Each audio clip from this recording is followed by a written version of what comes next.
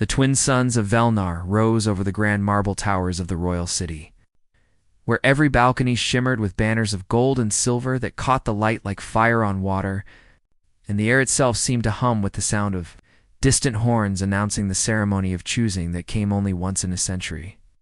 Across the vast plaza below, creatures from many worlds gathered, each adorned in their own symbols of pride and power. Some had scales that gleamed like gemstones. Others wore robes of light or armor that reflected the sky, yet none dared to breathe too loudly in the presence of the royal house of the Viren, a race known for their wisdom and beauty and long rule over the star systems of the Western Spiral. Among the countless beings who filled the courtyard stood a small group of humans, guests from Earth who had come as part of an interstellar alliance project meant to share knowledge and culture between worlds. They were engineers, linguists, and scientists who had never expected to witness such a sacred event. Among them was Tom, a quiet engineer with a calm mind and practical hands, who preferred fixing machines to attending royal gatherings, yet fate had decided otherwise. For his name had been placed by pure accident among the candidates for the princess's choice. He had laughed when he first heard it, believing no alien royalty would ever select a human. But as the day grew brighter and the sound of the crowd grew louder, he began to feel a strange unease in his chest, as though something unseen waited for him in that shining hall. The palace gates opened with a deep echo that rolled across the crowd like thunder, and from within came the Princess Ray, her long silver robes flowing behind her like liquid moonlight, and her eyes carrying the calm fire of one born to rule. The queen herself sat high upon the throne carved from living crystal, her presence so commanding that even the wind seemed to pause. The ceremony began with words spoken in the ancient Viren tongue, a language that resonated more in the mind than in the ear. And as the princess lifted the crystal of fate, its inner core began to glow softly. Waiting to reveal the one it found worthy, names were called, one after another, from every corner of the galaxy. A proud warrior from Thaline stepped forward, covered in armor that shimmered with energy. The crystal remained dim. A scholar from the aquatic world of Zyre bowed low, his four eyes full of hope. The crystal stayed cold. Even the great telepathic seers from Nathon came forth, their minds reaching out like waves. But still, the crystal was silent. The crowd murmured in confusion as hours passed, for never in the long history of the choosing had the crystal refused for so long to answer. Then, when nearly all names had been read, the master of ceremony, his voice heavy with disbelief, spoke a name that made many turn their heads in surprise. "Tom of Earth," he said, and the hall fell quiet. Tom hesitated, unsure whether he had heard correctly. But the push of the crowd brought him forward until he stood before the princess herself, dwarfed by the towering figures around him. He bowed awkwardly, feeling out of place among beings so regal, and as he raised his head, he met Lyray's gaze. For a heartbeat, the world seemed to stop. The crystal in her hands flared like a star, brighter than it had for any other, flooding the hall with white light so pure it made the air tremble. The audience gasped in shock.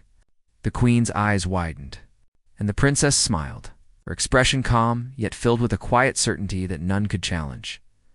The royal guards looked uncertain, their golden armor catching the flickering light. But the queen raised her hand, silencing the whispers that began to grow. "The crystal has spoken," she said, her voice deep and smooth, carrying across the hall like a wave. "It has chosen the human." Tom stood frozen, unsure whether to be proud or terrified. He could hear murmurs, behind him voices questioning the wisdom of such a choice. Others laughing quietly, calling it impossible, but Lyray stepped forward, her expression serene. "The choice is not mine to make," she said, "but the crystal's, and it is chosen truly. The human shall walk beside me." That single statement rippled through the empire like lightning. The human delegation exchanged confused glances, some trying to protest politely, while others whispered to each other that it must be some kind of error. Yet none could deny the light that had filled the hall. Tom tried to speak, to explain that he was just an engineer, not a warrior or scholar, but the queen's gaze silenced him. "The fate of our kind is tied to the will of the crystal," she declared, and so it shall be." As the ceremony ended, the crowds began to disperse. But the energy in the air remained thick with disbelief and curiosity. The alien nobles watched Tom with a mixture of disdain and fascination, their elegant faces betraying little emotion, yet their eyes followed his every move. The princess led him through marble corridors lined with glowing vines that pulsed like veins of light. And though he walked in silence, he could not shake the feeling that he had stepped into a story far larger than himself. When they reached the private garden of the royal palace, where crystal trees shimmered beneath a transparent dome showing the stars above, the princess turned to him and spoke softly. "You were wondering why it was you," she said, her voice like music that seemed to carry thoughts rather than sound. "I too wonder, but the crystal never lies. It sees not what is seen, but what can be." Tom struggled to find words, his mind still racing from the shock of it all. "I'm no leader," he said finally.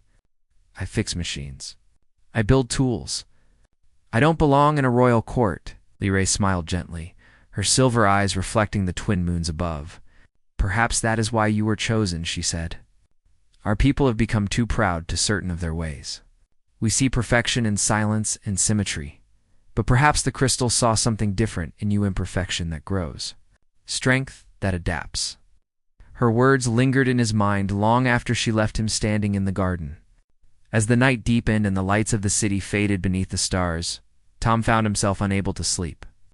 Every time he closed his eyes, he saw the flash of the crystal, the look of shock on the queen's face, and the quiet conviction in Lyrae's voice. He wondered what kind of destiny he had just been pulled into, and whether humanity had truly earned its place among these beings of light and logic. The next morning, the queen summoned both of them to her chamber, a vast circular hall where the walls were alive with faint energy streams, showing the history of her people. She regarded Tom with a gaze that seemed to weigh his soul.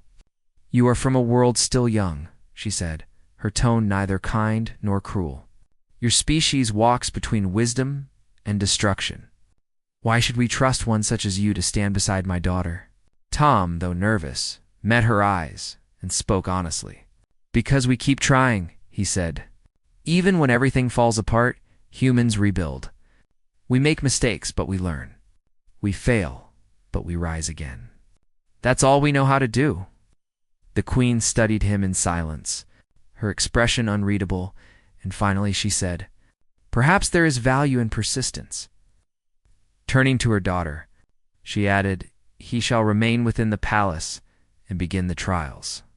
If he endures them, then fate itself may prove its wisdom." The words struck Tom like a weight he could not yet measure. Trials. He had no idea what they would be, yet there was no room to argue. As he bowed and was led away by the royal attendants, the whispering of the nobles echoed behind him like the hiss of the wind through glass. Some spoke of disgrace, others of curiosity. But one thing was clear: the human had become the center of a story none could have imagined. As the sun set again over the royal city and the sky burned gold above the towers, Tom looked out from his new quarters high in the palace. The view stretched for miles, showing the shining rivers of light that marked the city's energy flows and the distant mountains that sparkled with mineral dust. Somewhere out there, he thought, lay the secret behind his strange selection, and perhaps the path that would decide not only his future, but the bond between two very different worlds.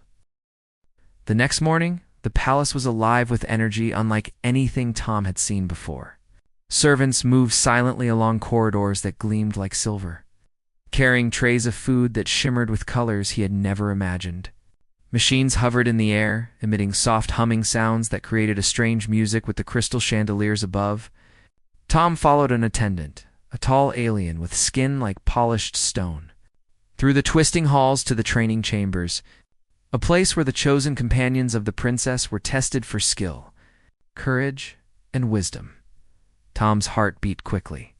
He had always built machines, not faced challenges meant for alien royalty. Yet he could feel the weight of expectation pressing down on him. This was no ordinary assignment, and every step he took reminded him of the crowd's shock. the Queen's questioning gaze, and Lorraine's calm confidence in him. The chamber was enormous, with walls covered in glowing panels that shifted with patterns he could not understand. In the center stood a large holographic simulator, showing landscapes of alien worlds, machines, and creatures he had never seen.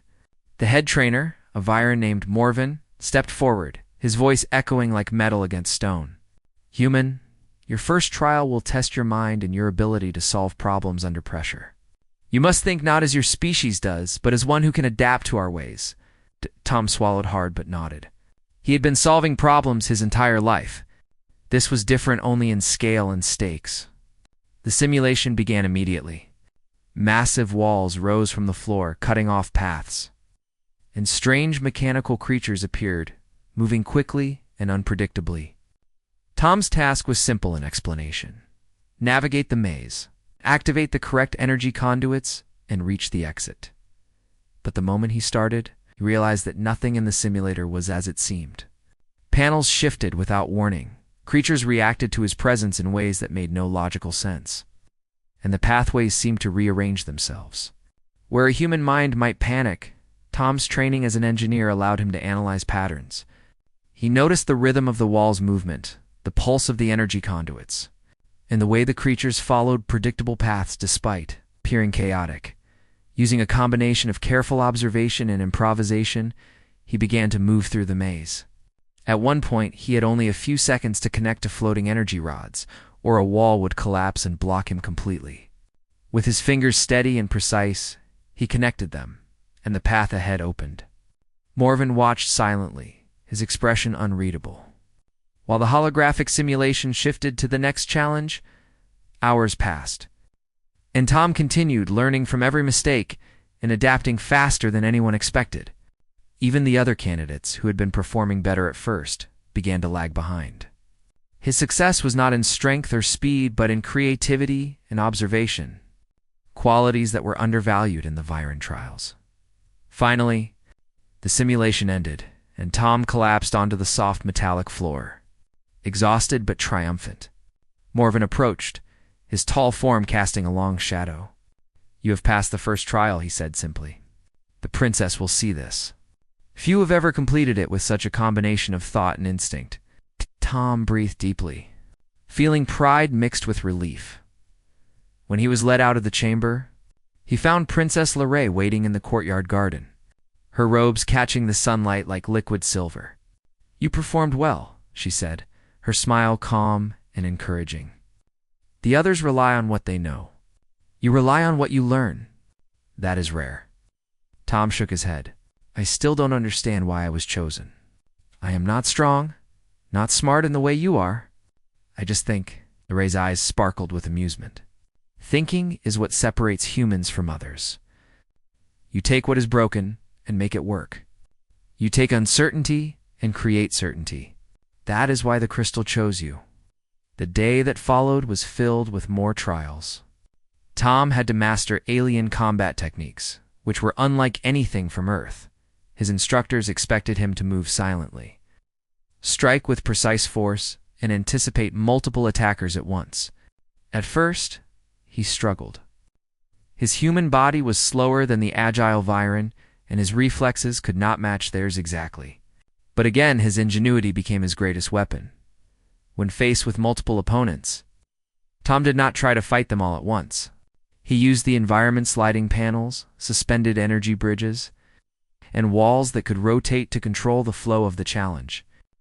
He learned quickly to use timing and strategy instead of brute force. By the end of the combat session, he had not only survived, but demonstrated techniques no other candidate had considered. Morven nodded in approval, and even a few of the younger nobles whispered among themselves, wondering how a human could succeed so easily where they struggled.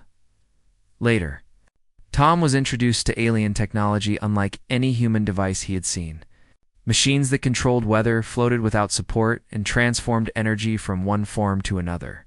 His assignment was simple: repair a damaged energy conduit that supplied the palace gardens. He approached it like he would a machine back home, observing, taking measurements, and using logic to understand the flow of energy. Hours passed, Aliens gathered around, watching, some skeptical, some curious. When the conduit finally hummed to life, releasing glowing mist into the garden, many could not hide their astonishment. Lee clapped lightly, her eyes shining with pride.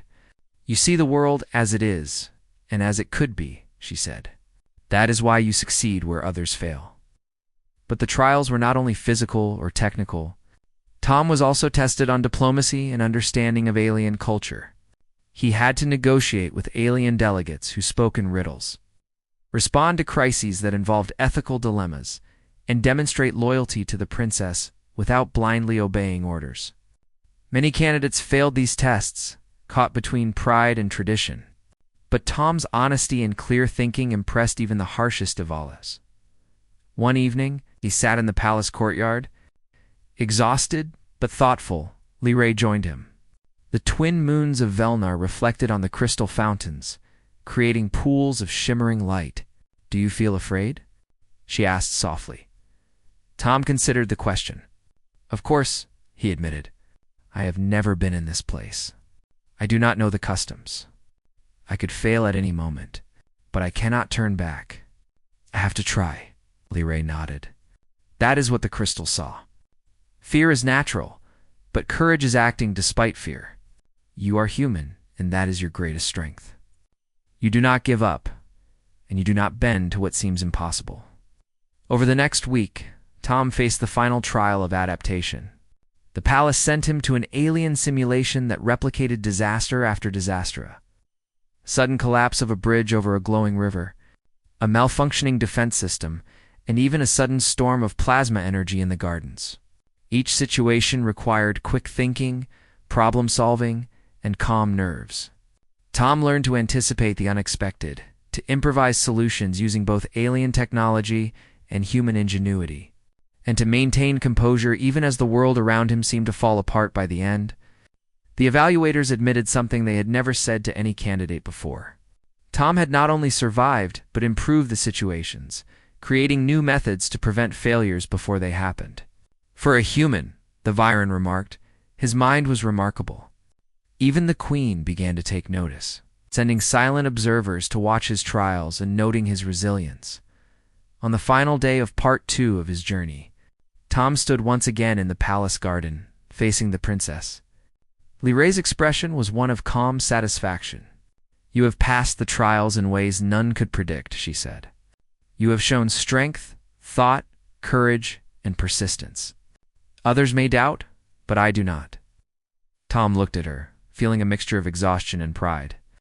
"I only did what seemed right in the moment," he admitted. "I do not know if I deserve this honor," Lee smiled, her silver hair catching the sunlight. "You do not need to deserve it. The crystal does not choose the perfect or the strongest. It chooses the one who will rise when others falter, the one who will act when the world expects an action. You are that human."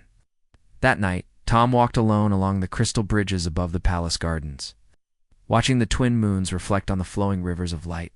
He thought of Earth, of the machines he had repaired, of the people who had laughed when he first said he wanted to travel among the stars.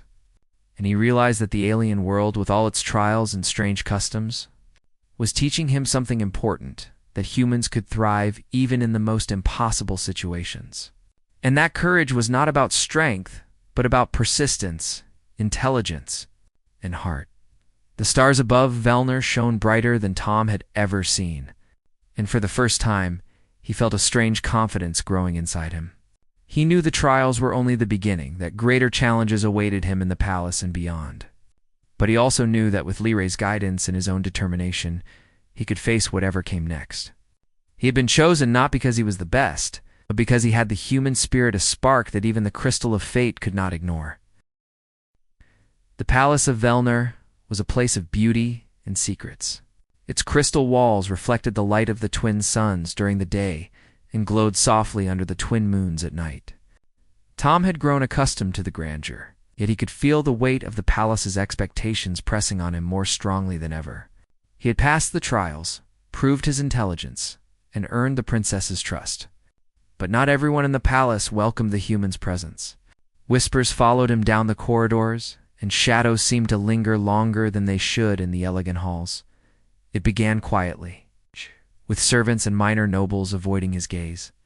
At first Tom thought it was simple curiosity. Yet one evening, he overheard a conversation that made his stomach tighten. Two Viren nobles, both older and respected in the Empire, spoke in low, sharp tones near the northern atrium. "The princess has made a grave mistake," one said, his eyes flicking toward the courtyard where Tom had been walking. "A human has no place here. His presence undermines centuries of tradition." And the queen, the other asked, "Even she seems troubled. If the human falters, it could bring dishonor to the entire court." Tom's hands clenched at his sides. He had expected skepticism, but not open hostility. For the first time, he realized that passing the trials was only the beginning. If he wanted to remain beside the princess, he would need to prove himself in ways that went beyond skill and intellect. He would need to show loyalty, courage, and the ability to act when others hesitated.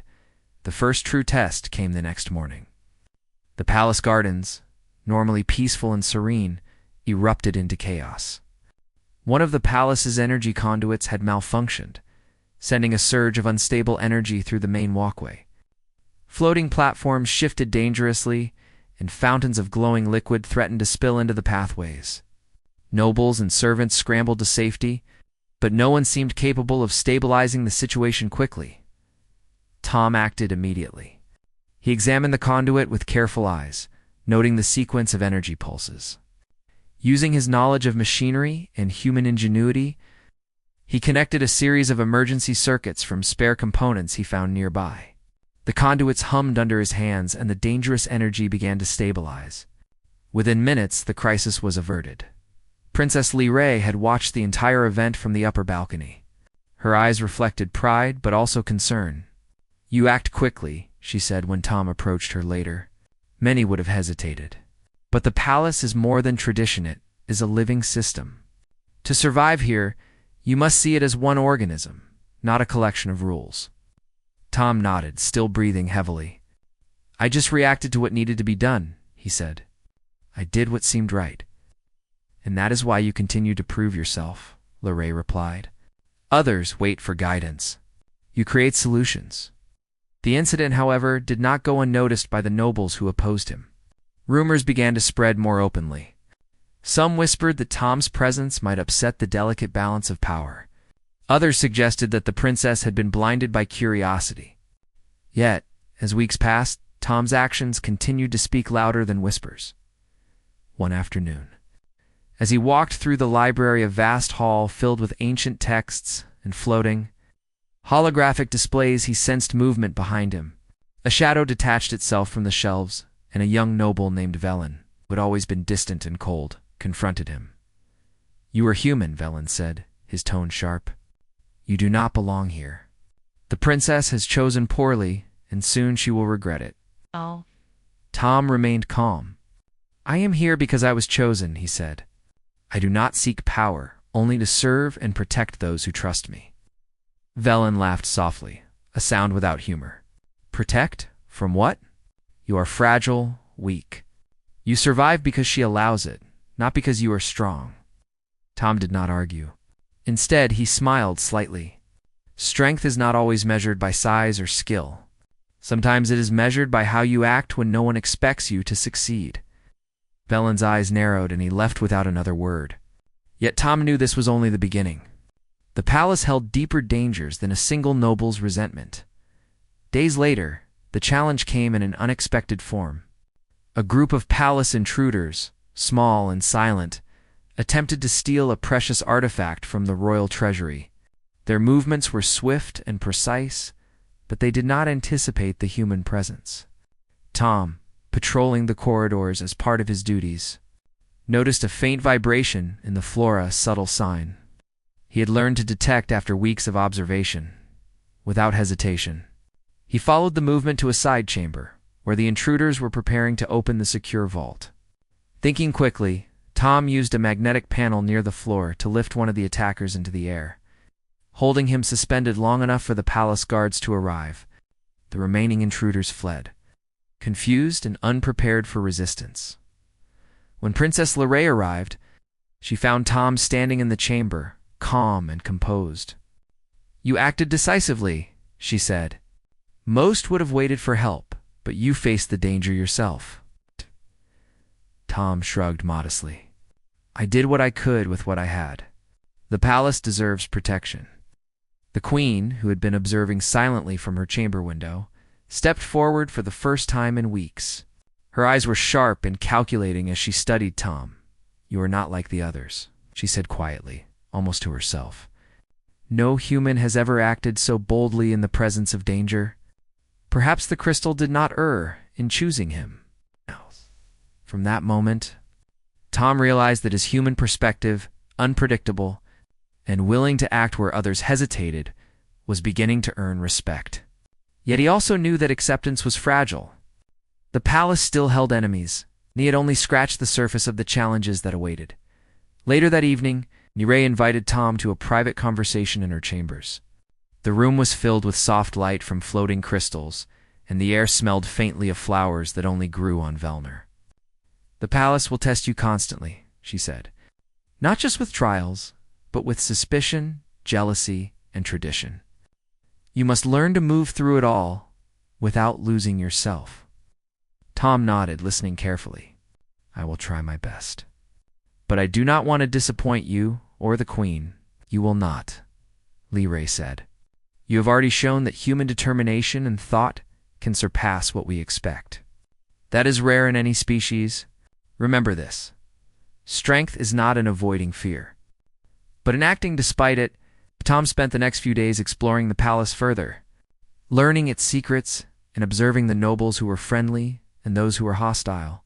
He discovered hidden corridors, rooms filled with ancient knowledge, and even areas where the architecture seemed to shift subtly, as if the palace itself were alive. Every discovery added to his understanding, and he realized that the palace was more than a home for royalty. It was a living network of power, tradition, and responsibility. One afternoon, he encountered another unexpected test. A minor accident in the palace gardens caused a cascade of unstable energy from the floating conduits, threatening to flood a lower level where apprentices were studying alien machines. Tom did not hesitate. Using quick logic and the tools at hand, he redirected the energy flow, creating a safe path and stabilizing the conduits before anyone was harmed. When the queen observed this, her expression softened slightly. She approached Tom personally and said, "You are not what I expected. Most outsiders fail under pressure. You thrive. That is unusual and remarkable." Tom felt a mixture of pride and humility. He was beginning to understand the meaning of being chosen, not just surviving trials, but proving that the human spirit could rise to challenges that others might not even attempt. He realized that his success came from seeing opportunities instead of obstacles, solutions instead of problems, and action instead of fear. As the twin moons rose high over the palace, Tom found himself once again walking among the crystal bridges and gardens. The palace, once overwhelming and strange, now felt like a place where he belonged not fully but enough to make a difference. He thought of Earth and the simple challenges he had faced there, and he realized that human determination, ingenuity, and courage could matter, even among stars and civilizations far beyond his world. By the end of the third part of his journey, Tom had not only survived the hidden dangers of the palace, but had begun to turn suspicion into respect. He had proven his value to Princess Nirei and even caught the attention of the queen, who would remain skeptical for centuries. Yet he knew the palace still held many challenges, both open and hidden, and he steeled himself for the trials yet to come. Daniel stood in the great hall of the Alien Council. The tall pillars rose high above his head, glowing with blue lights that hummed with strange energy. Around him sat the noble leaders of the Empire, each one covered in shining armor, each one holding a voice that could sway millions of lives. The air was heavy with tension. They had gathered not to celebrate his bravery, but to question his worth. The alien counselor named Rin rose first. His long silver cloak dragged on the ground as he spoke. "This human does not belong here. He is weak in body, small in knowledge, and unfit for our royal bloodline. The princess cannot bind her fate to such a creature. His voice echoed across the chamber, and others nodded in agreement. Daniel kept silent. His heart was beating fast, but he did not let fear show on his face. He had seen worse in the eyes of the enemy fleet. He had faced death among stars, and he had chosen courage. Now he stood, surrounded not by weapons, but by doubt. Princess Arya stepped forward, her sharp golden eyes flashing with anger. "You speak of weakness, but did he not save us in the last battle? When your ships failed, when your soldiers fell, who stood in the fire and found a way to strike back?" "Daniel did. No other could have done what he did." Her voice rang with truth, yet the council remained stubborn. Another leader rose, a woman named Yara, her armor covered in crimson gems. "A single act of luck does not prove worth. Our empire survives on strength, discipline, and the ancient ways. This human is a risk. He will bring nothing but shame." Daniel finally raised his voice. It was calm but steady. "I do not ask for your trust without proof. I only ask for the chance to show what humanity can give. You see me as small, but I tell you this. Humans are not measured by size or muscle. We are measured by our will. When all hope is lost, when all paths are closed, we create a new one. That is what makes us strong." His words made some of the younger counselors stir with interest. But the older ones shook their heads. The alien queen, seated high on her silver throne, had been silent the whole time. Her face was calm, unreadable, yet her gaze pierced into Daniel like a blade. She finally spoke, her voice deep and commanding. "Words are air, human. Show us action. If you truly believe your kind has a power unseen by others, then prove it. There is a mission. A mission so dangerous that even my best captains refused. If you succeed, your place will be earned. If you fail, your fate will not be remembered." Daniel felt the weight of her words but did not hesitate. "I accept." The council gasped. Arya tried to step forward, but the queen raised her hand. "Enough. He is chosen. Let him carry this burden if he dares."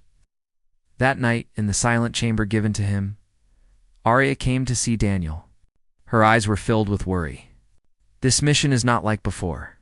The enemy's stronghold lies within a cluster of black storms. Many ships have vanished there. Even our strongest warriors could not return." Daniel looked at her with calm resolve. "Then I must return. If I run from this, I will always be the outsider they say I am. I must show them what humanity means." She lowered her head for a moment, then placed her hand gently on his arm. "Then do not fight for them. Fight for what you believe. That is where your true strength comes from." The next day, Daniel boarded a small strike ship. A crew of both humans and aliens volunteered to join him. They were not many, only a dozen, but their spirits were strong. Among them was Arya, who refused to let him face the mission alone. The ship sailed into the black storms. The sky turned into rivers of lightning, the stars swallowed by twisting clouds of darkness. Energy storms crashed against the shields, and the hull shook like it would tear apart. Some crew members prayed in silence, while others clutched their weapons. Daniel stood at the helm, his eyes fixed on the strange patterns of light within the storm. "These are not random," he whispered. The crew looked at him in confusion, but he continued. "The enemy has hidden their base inside the storm. The lightning is not nature. It is a shield, a trap to blind us. But if there is a pattern, there must also be a path." For hours, he studied the waves of energy. He noticed how the lightning always struck in repeating rhythms, as if someone had designed it. With Arya's help, he mapped the gaps between storms. Slowly, the ship moved deeper, dodging death at every turn. At last, the clouds broke. And before them rose the enemy fortress. It was a giant structure carved into an asteroid, glowing with red lights, guarded by ships bristling with weapons. The crew gasped in fear. "Now we strike," Daniel said. He knew they could not fight in open battle. Instead, he planned something different. He ordered the ship to cut its power and drift among the debris, pretending to be broken. Enemy scouts ignored them, thinking they were wreckage. Using this chance, Daniel and his team entered the fortress through hidden tunnels. Inside, the halls echoed with the sound of machines. The enemy soldiers were tall, armored, and fierce, yet Daniel and his crew moved with quiet steps, avoiding detection. Their goal was not to fight every guard, but to reach the core of the fortress. Ouch.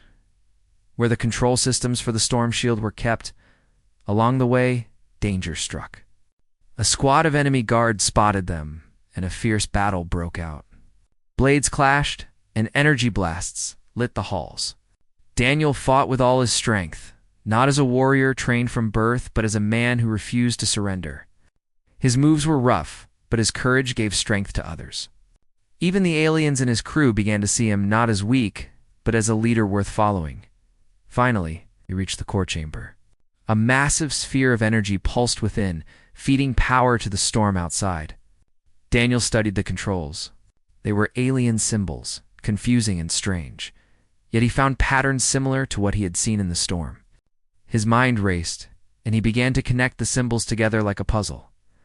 Arya defended him while he worked. Blocking blasts from enemy soldiers who charged into the room, Daniel's hands moved fast, pressing keys, rerouting power, and rewriting commands.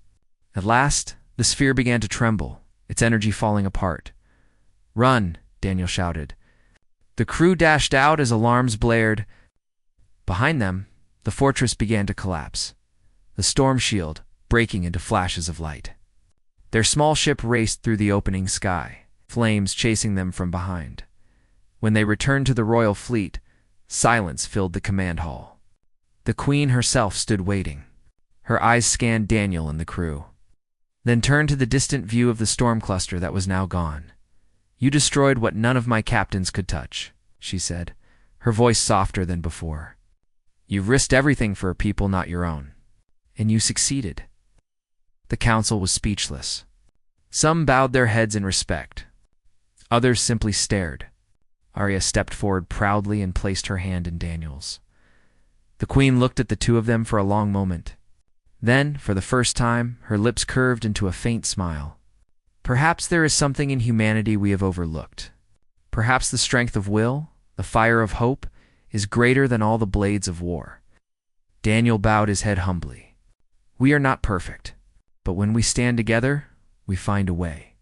That is what makes us human." And in that moment, the empire began to change. The queen, who once saw only weakness, had seen the secret of humanity revealed before her very eyes. The royal fleet had returned from the storms in triumph. Every ship carried the mark of battle, scarred holes and dimmed lights, but their hearts burned bright. Daniel stood at the edge of the observation deck, staring at the endless stars. The enemy fortress was gone, the storm shield broken, and for the first time in many years, the Empire felt hope. Yet Daniel knew this was only the beginning. Winning a battle was not the same as winning trust. The alien council still whispered doubts. Some believed his success was luck. Others claimed it was Arya's influence.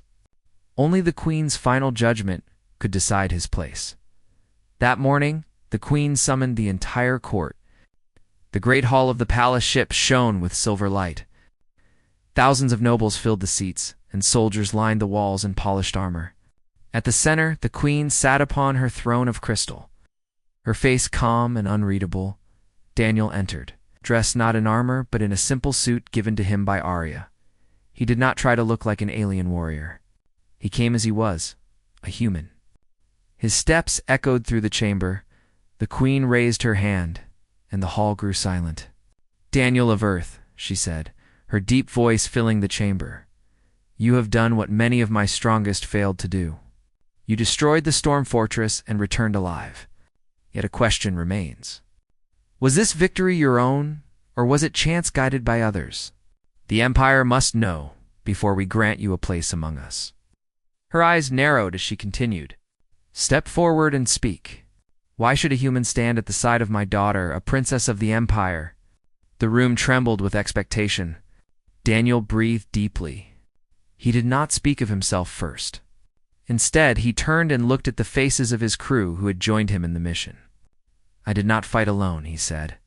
"I fought with aliens and humans together. It was not chance. It was not luck. It was trust. When we stood in the heart of the storm, when enemy soldiers surrounded us, it was not strength of one arm that carried us. It was the strength of many hearts. That is what humanity gives. We do not rise alone. We rise together. A murmur spread through the hall. Some nodded in agreement. Others frowned, unmoved. Then Arya stepped forward. She stood tall beside him, her golden eyes fierce. You ask why I chose him? I chose him because he sees what others do not. You see weakness. I see courage. You see a stranger? I see a leader. He does not bow to fear. He inspires those around him to believe even when everything seems lost. That is why he deserves his place here, the counselors argued among themselves. Some demanded proof of loyalty. Others whispered that change was dangerous. The queen lifted her hand again, and silence returned. She studied Daniel with her piercing gaze, testing him without words. Finally, she stood from her throne. Her cloak of silver and black rippled like the wings of a great bird. There is one final trial, she declared. Not of war, not of battle, but of honor. A great circle opened in the floor of the hall. From below, a platform rose, carrying a glowing crystal. The crystal pulsed with light, brighter and brighter, filling the chamber with warmth. This is the Heartstone, the queen said. It is an ancient relic of our people. Only those with pure intent may touch it. If your spirit is false, the stone will reject you. If your spirit is true, it will accept you. Step forward, human, and let the stone judge. The hall grew quiet. No sound, no breath, no whisper. Daniel walked toward the crystal. His hands trembled slightly, but his eyes were steady. He thought of Earth, of his people, of the friends who had fought beside him. He thought of Arya, who had believed in him when no one else did. He placed his hand on the stone. The hall filled with light. For a moment, everything vanished. Daniel felt warmth flood through him as if the stone searched deep within his soul. It did not ask for power or knowledge. It asked for truth. He opened his heart. He showed his will to protect, his refusal to give up, his belief in unity. The crystal pulsed brighter and brighter until the light spread across the hall, covering every wall, every face. The nobles shielded their eyes. Soldiers gasped. The counselors stood in shock. When the light faded, the Heartstone glowed with a steady blue flame, the sign of true acceptance. The queen's eyes widened slightly. For the first time in her reign, her voice carried not command but wonder. It accepts him. A wave of gasps swept across the hall. The nobles whispered in disbelief. Some even fell to their knees. The queen walked down from her throne, her steps slow and deliberate. She stopped before Daniel, who stood still with his hand resting on the stone. She looked at him for a long moment. Then she lowered herself onto one knee. The hall froze in silence. Never in history had the queen bowed to anyone. The strongest ruler of the empire, the most feared commander in the galaxy, knelt before a human. Her voice carried across the chamber. Daniel of Earth, you have shown strength not through war alone, but through spirit. You have shown that humanity holds power no empire can ignore. Today I, Queen of the Empire, bow to your courage. You are no outsider. You are one of us. The hall erupted in cries of shock and awe. Some shouted in agreement, others in disbelief. But none could deny what they had seen. Daniel felt his chest tighten with emotion. He bowed his head to the queen, humbled beyond words. I am honored, he said quietly. The queen rose and turned to the court. Her eyes burned with new fire. Let it be known across the stars. Humanity is not weak. Humanity is not small. Humanity is our ally, our equal, and our future. Arya stepped forward and stood at Daniel's side. She smiled with pride, her hand gently holding his. For the first time, she no longer needed to defend her choice. The queen herself had given her blessing. In the days that followed, the empire changed. Treaties were written between humans and aliens. The fleets trained together, learning from each other. Human adaptability mixed with alien discipline, creating a force stronger than either alone. Daniel became a symbol, not just for humans, but for all who had been cast aside by tradition. He showed that greatness could rise from the most unexpected places. He did not claim titles or power. He lived as he always had, with courage and humility. Yet his presence inspired countless others to believe that change was possible. The queen watched from her throne, silent but proud. She had once doubted him, but now she saw the truth. Humanity had brought something her empire had forgotten. Not just strength, but hope. And so the story spread across the galaxy. A human chosen by a princess. A man who proved his worth not with weapons alone, but with the fire of his heart. A queen who bowed in respect, shocking the stars themselves. For in that moment, all knew that humanity had claimed its place among the stars.